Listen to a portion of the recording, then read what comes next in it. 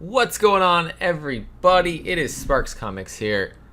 It is Saturday morning, and it is time to review the comics coming up next week. I'm going to give you guys my top 10 indie comic picks for the week of July 14th, New Comic Book Day. So stay tuned for that. But first, go ahead and subscribe to the channel down below. Drop a comment. Let me know what you're looking forward to this week from the indie comic world. And like the video, and let's get to it.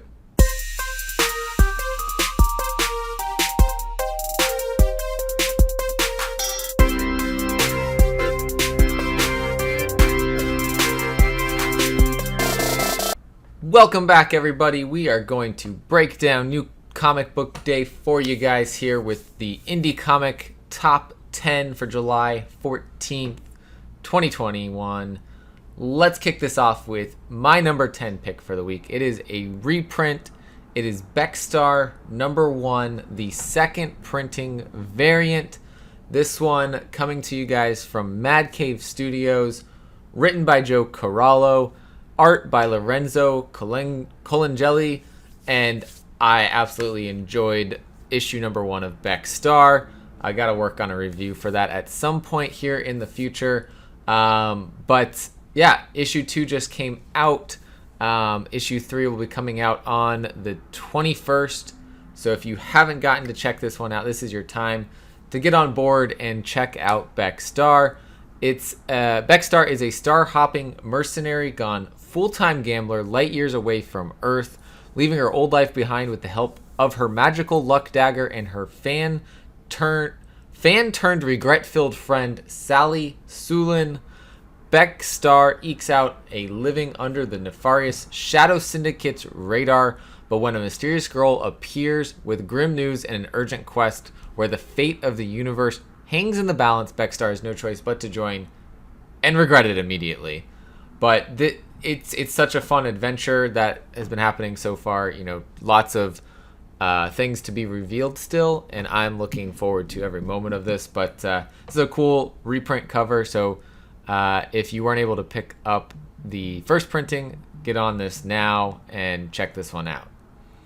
So moving on to number 9 on the list, we've got Haha issue number 6. This is the last issue of the miniseries, and we get a crossover with Ice Cream Man. So the worlds of Haha and Ice Cream Man reveal themselves as one in the same in this story about the last days of Happy Hank, who was previously seen in Ice Cream Man issue number 8, featuring artwork, of course, by the Ice Cream Man creative team of Martin Morazzo and Chris O'Halloran. This one has a Dr. Seuss variant. It says H is for Haha, Circus of Sorrow. This cover is super cool. There's 3 covers for this one, I believe. So check them all out. But my pick would be the homage cover there.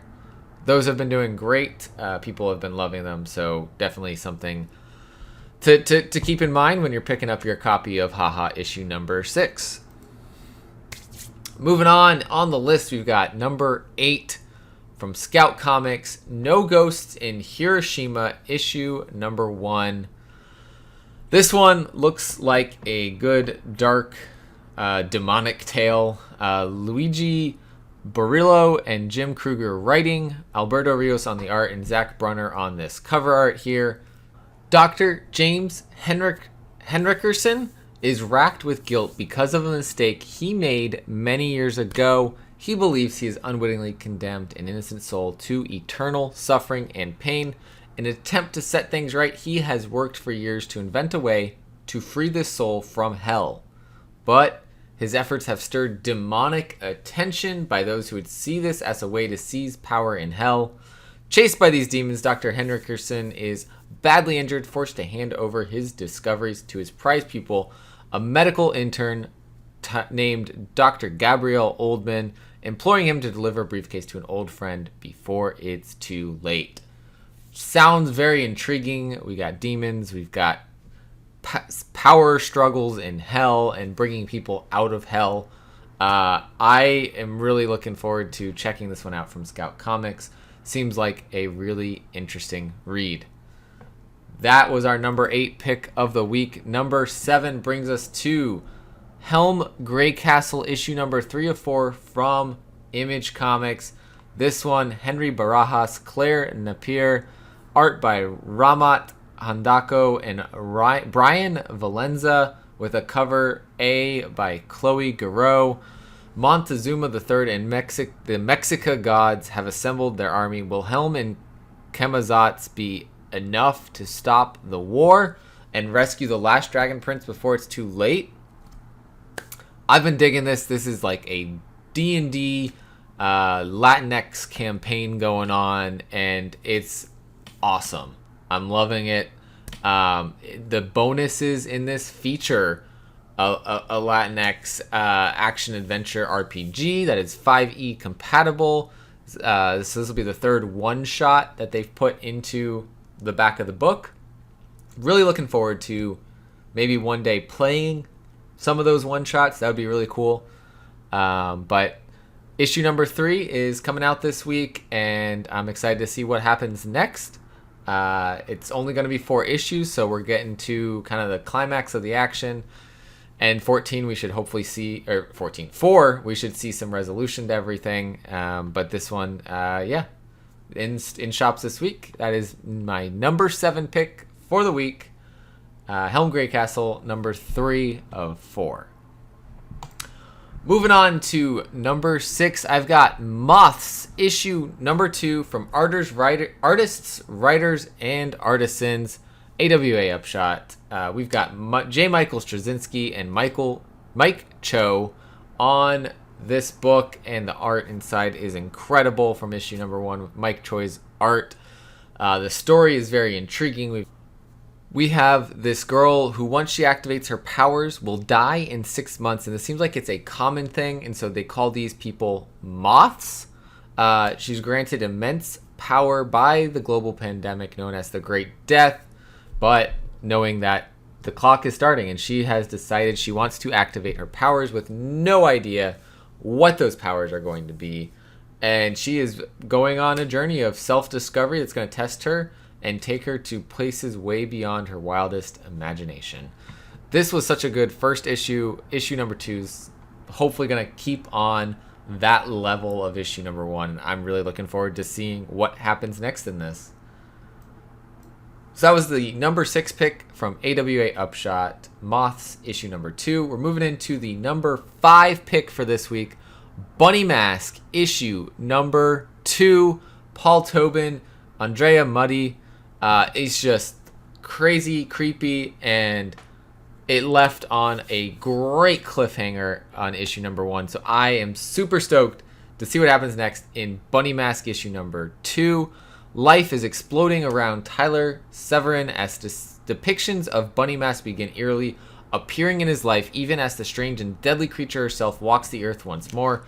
Meanwhile, his relationship with Bee accelerates. He begins hearing the voice of the snitch whispering everyone's darkest secrets, forcing him to question if Leo Foster, Bee's crazy father, was truly crazy after all, or simply the tormented holder of secrets no man should ever know. Each issue of Bunny Mask features 24 pages of story and artwork with a cardstock cover. So Aftershocks bring in the quality. It is a $4.99 price tag though, so you're paying for that extra little bit there, it looks like. But it's a great story. I loved it. We got issue number 2 coming out. It does have a ratio variant too, which is abnormal for Aftershock, but maybe worth checking out for those of you that missed the Bunny Mask variant for issue number 1. So that is my number 5 pick for the indie comics coming up this week. We'll move on to number 4, and that is Eve, issue number 3 from Boom Studios. We got Victor Laval writing, Joe Migyong on the art, and Ario Anandito on this awesome cover A here. Who can you trust when you've always been alone? Eve finally reaches dry land, but soon discovers she has company. When she encounters a mysterious group of children, she will have to grapple with the fact that not everything Wexler has told her was true, and if that's the case, what else about her reality is a lie? So she's meeting new people, learning new things, and now maybe questioning her mission that she has to partake in. This has been such a solid series from Boom. I've been enjoying every minute of it, and I can't wait to see what happens issue number 3. We only have 5 issues as a mini-series, but I'm hoping that if it's good enough and goes to the right place, we may see more of this world and we may have multiple volumes. But for now, I'll be happy with seeing how this story wraps up with the 5 issues.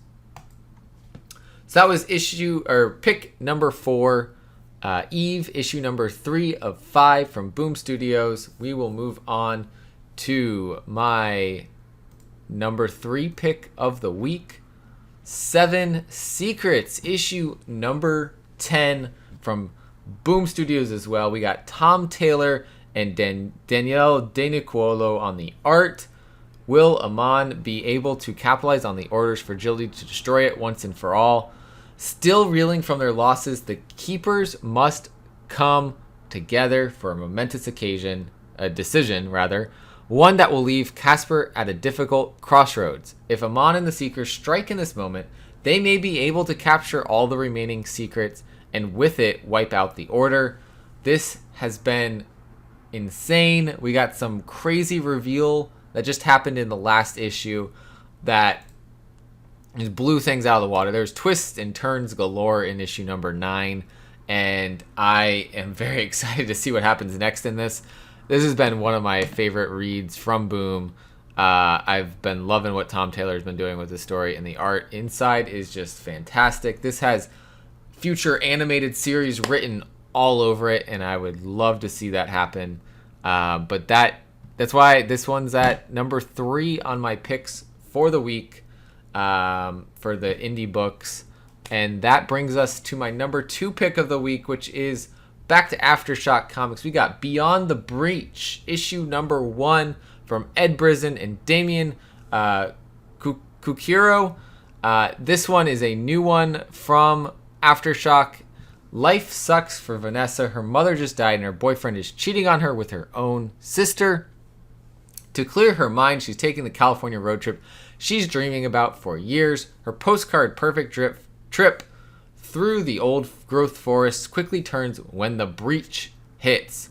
A bizarre anomaly in the sky plunges California into a nightmare world populated with strange extra-dimensional creatures.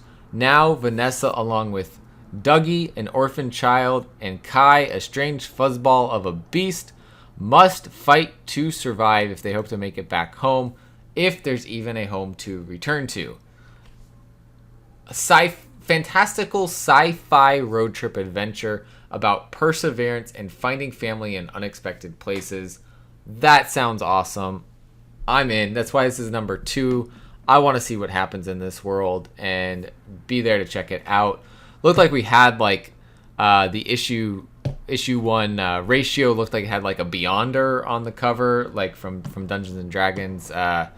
I just kind of had some resemblance there, and that's pretty cool. So this one looks like I am going to enjoy this fantastical sci-fi side of things in the story. Maybe not the other pieces, but if all of that gets dropped because of the sci-fi fantasy piece, then absolutely I am all on this, and I'm very excited to see what happens with issue number 1 here.